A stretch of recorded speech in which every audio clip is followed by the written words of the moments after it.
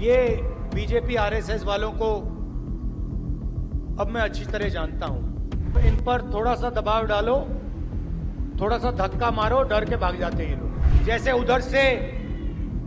उधर से ट्रंप ने एक इशारा किया, नरेंद्र सरेंडर। इंदिरा गांधी जी ने कहा मुझे कुछ जो करना है मैं करूंगी। हम सामाजिक न्याय की लड़ाई लड़ेंगे और जाति जनगणना को हम लोकसभा में पास करेंगे। ये बीजेपी आरएसएस वालों को अब मैं अच्छी तरह जानता हूं। इन पर थोड़ा सा दबाव डालो, थोड़ा सा धक्का मारो, डर के भाग जाते हैं ये लोग। जैसे उधर से ट्रंप ने एक इशारा किया, फोन उठाया, कहा मोदी जी क्या कर रहे हो?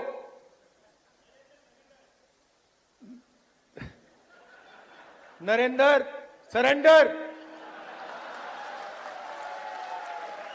और जी हजूर करके नरेंद्र मोदी जी ने ट्रंप के इशारे का पालन किया। आपको एक समय याद होगा जब फोन कॉल नहीं आया था,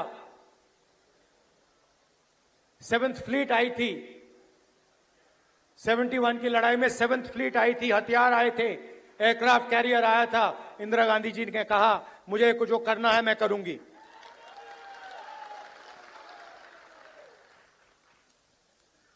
ये फर्क है, इनका कैरेक्टर है। ये सारे के सारे ऐसे हैं। आजादी के समय से सरेंडर वाली चिट्ठी लिखने की आदत है। 1 सेकंड में थोड़ा सा दबाव पड़े, भैया ये लो। हाँ, तो ये इनका कैरेक्टर है। कांग्रेस पार्टी सरेंडर नहीं होती है। गांधी जी, जवाहरलाल नेहरू, सरदार पटेल, ये सरेंडर वाले लोग नहीं हैं। ये सुपर पावर से लड़ने वाले लोग हैं।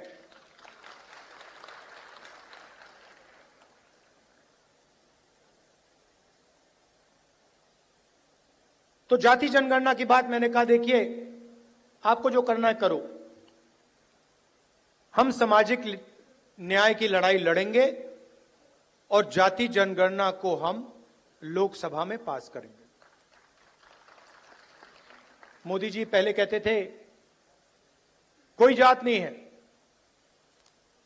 फिर सिर्फ 4 जात हैं। चुनाव के समय वो ओबीसी बन जाते हैं। गडकरी जी ने कहा, मोहन भगवत ने बयान दिए,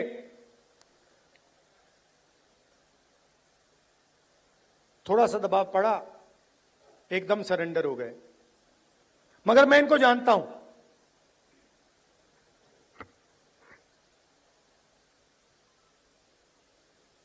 जैसे इन्होंने महिला आरक्षण का काम किया था, वो 10 साल बाद वाला, यहां भी वही कोशिश है इनकी। ये करना नहीं चाहते हैं।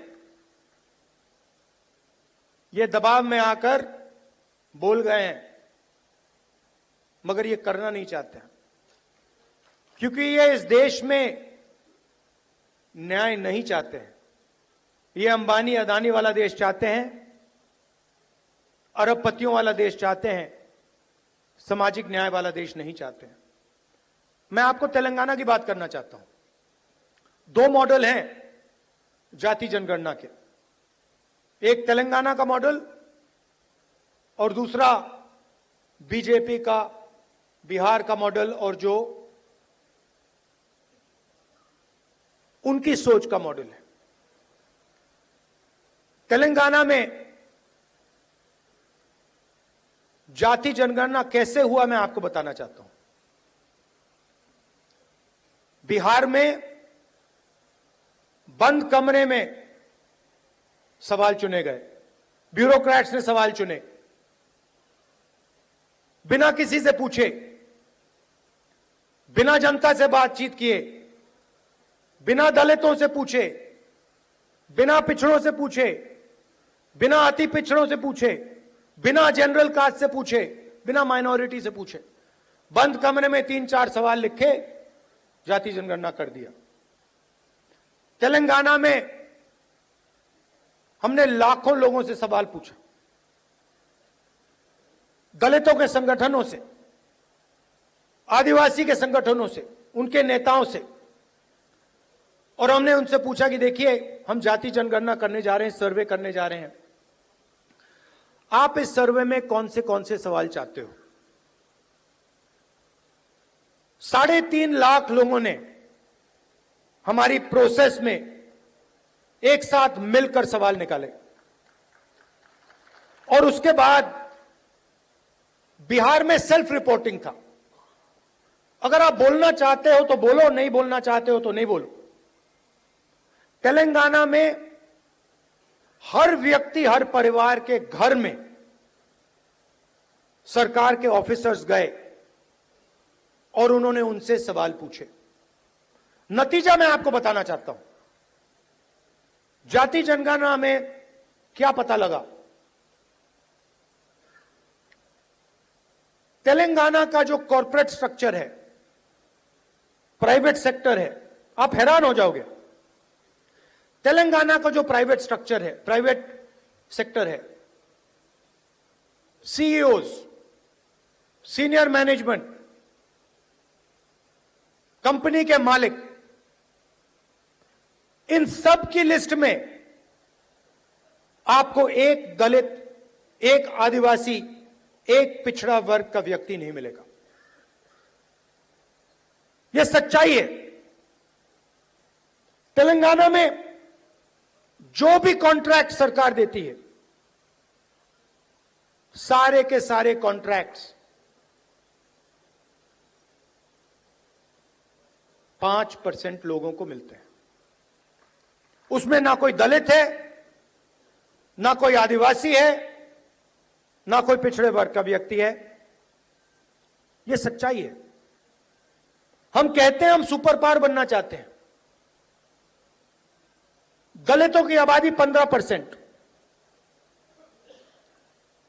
पिछड़ों की आबादी कम से कम 55%, आदिवासियों की आबादी 9%, माइनॉरिटीज 15%, सब जोड़ लो 90% बनता है। इनकी भागीदारी नहीं है। और वही चुने हुए अमीर लोगों को सारा का सारा दिया जाता है। उसी लिस्ट में कॉर्पोरेट सेक्टर की लिस्ट निकालो, बड़े बड़े ब्यूरोक्रेट्स की लिस्ट निकालो, उसमें आपको गरीब जनरल कास्ट का भी कोई नहीं मिलेगा। यह सच्चाई है। मजदूरों की लिस्ट निकालो, ऊबर ड्राइवर्स की लिस्ट निकालो, जो खाना डिलीवर करते हैं उनकी लिस्ट निकालो, और उसमें आपको पिछड़ा वर्ग, दलित, आदिवासी सब मिलेंगे।